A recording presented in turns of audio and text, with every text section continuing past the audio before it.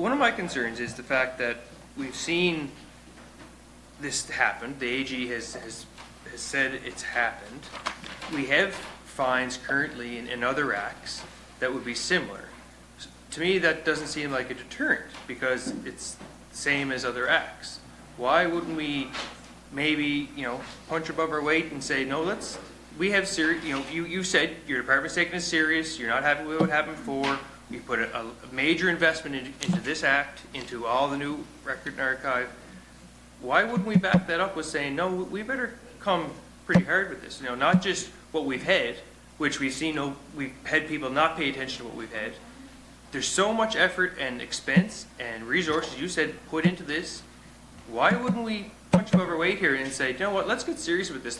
Let's talk about job loss. Because as I read this right now, he or she who does this pays a $10,000 fine, or probably a significant civil servant who makes a very decent wage, pays the fine and shows up to work the next morning.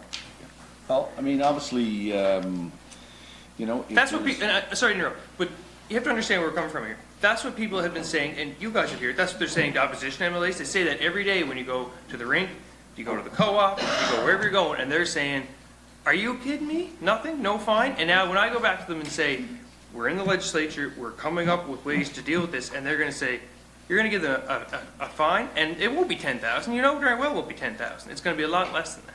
well, who says who? Says every fine that's ever given. Yeah, seriously.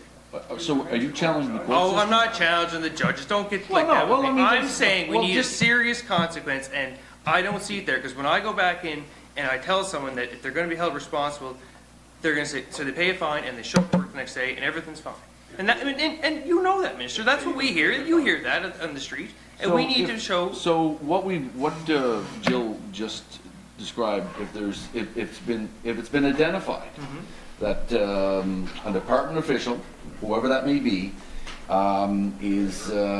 it contradicts their responsibility and the legislation that we are currently working towards, their name will be, obviously, that will be forwarded to the Attorney General, and the police will be called in for an investigation of that. At that point in time, police would be involved in their procedures and their protocol and determining charges according to the legislation and placing that before the court. So that's...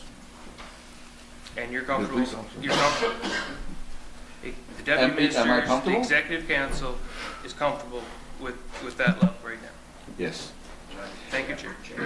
Thank you. Thank you, Minister. Premier, you have an intervention?